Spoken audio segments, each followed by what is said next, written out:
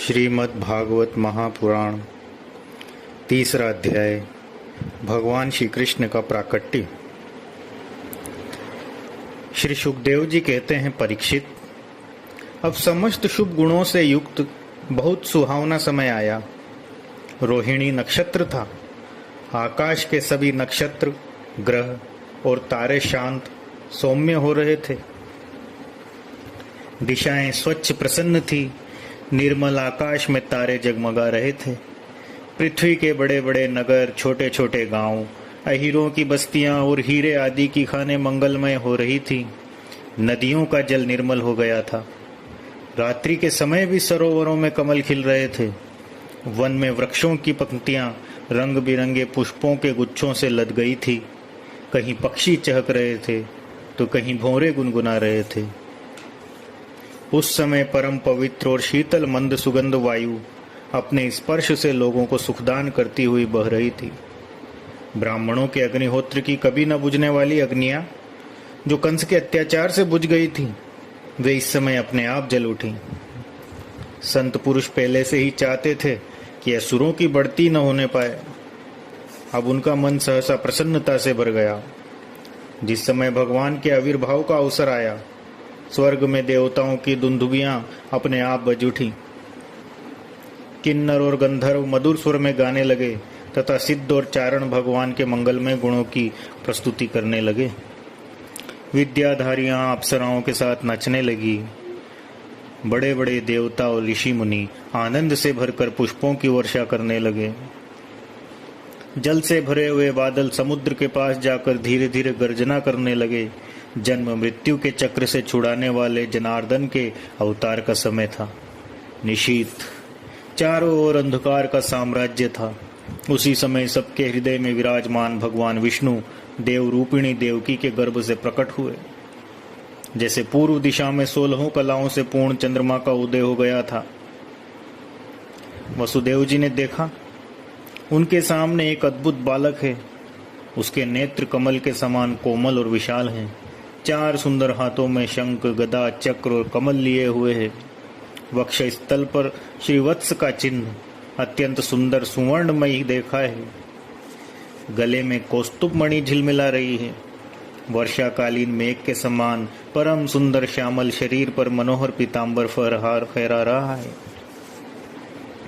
बहुमूल्य वैदूर्य मणि के किरीट और कुंडल की कांति से सुंदर सुंदर घुंघराले बाल सूर्य की किरणों के समान चमक रहे हैं। कमर में चमचमाती करधनी की लड़ियां लटक रही हैं। बाहों में बाजूबंद और कलाइयों में कंकण शोभायमान हो रहे हैं।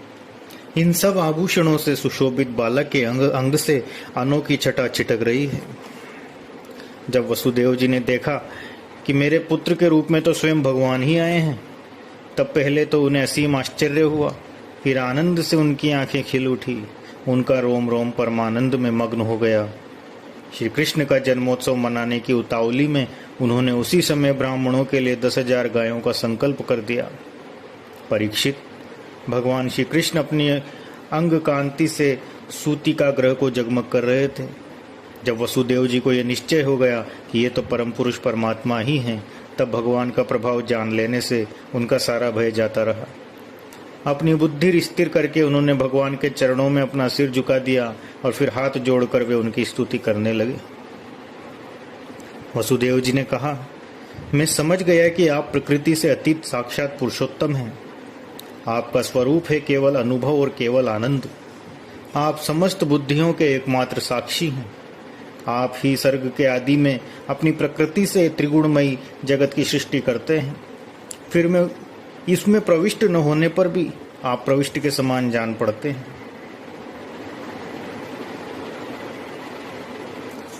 आप ही तीनों लोकों की रक्षा करने के लिए अपनी माया से सत्वमय शुल्क वर्ण धारण करते हैं। उत्पत्ति के लिए रजः प्रधान रक्त वर्ण और प्रलय के समान तमोगुण प्रधान कृष्ण वर्ण स्वीकार करते हैं। प्रभु, आप सर्वशक्तिमान और सबके स्वामी हैं। इस संसार की रक्षा के लिए आपने मेरे घर अवतार लिया है। आजकल कोटि कोटि असुर सेनापतियों ने राजा का नाम धारण कर रखा है और अपने अधीन बड़ी बड़ी सेनाएं कर रखी है। आप उन सबका संहार करेंगे। देवताओं के भी आराध्य देव प्रभु, ये कंस बड़ा दुष्ट है।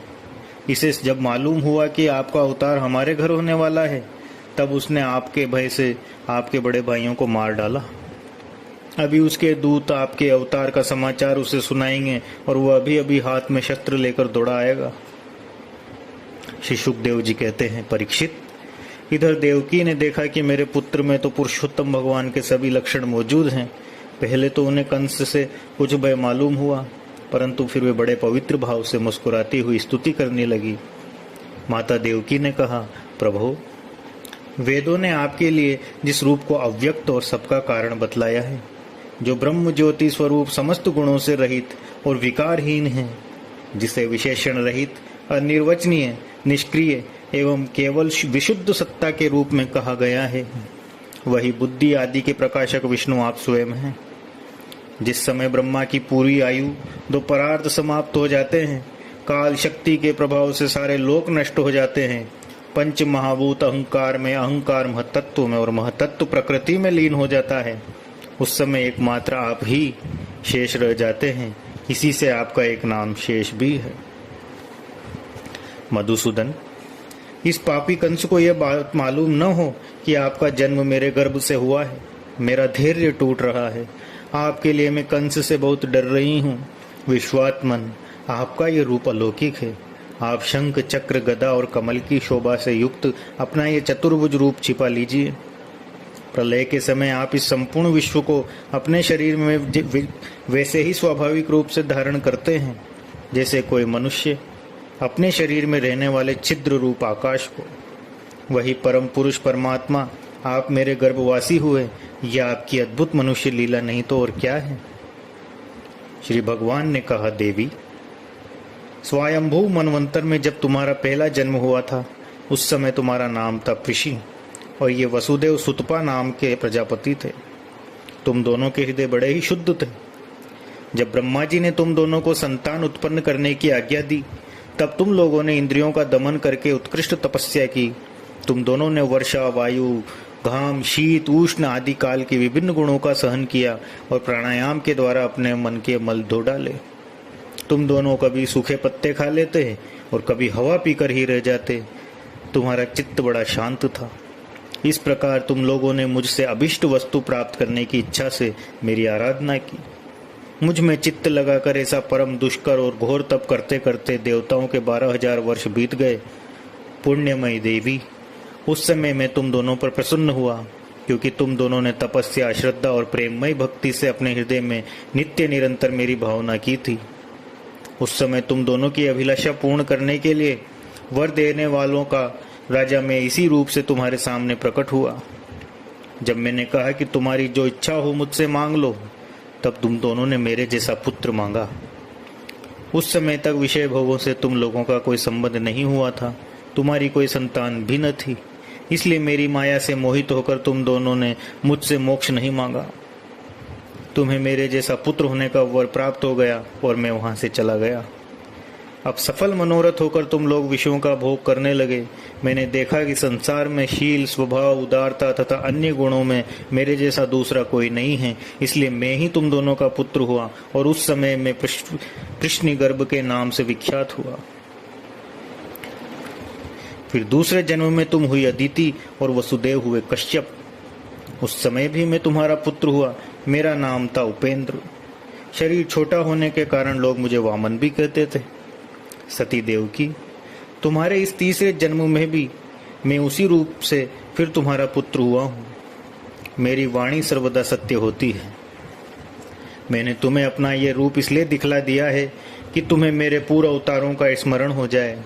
यदि मैं ऐसा नहीं करता तो केवल मनुष्य शरीर से मेरे अवतार की पहचान नहीं हो पाती। तुम दोनों मेरे प्रति पुत्र भाव तथा निरंतर ब्रह्म भाव रखना। इस प्रकार वात्सल्य, स्नेह और चिंतन के द्वारा तुम्हें मेरे परम पद की प्राप्ति होगी।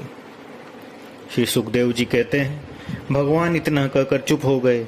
अब उन्होंने अपनी योग माया से पिता माता के देखते देखते तुरंत एक साधारण शिशु का रूप धारण कर लिया।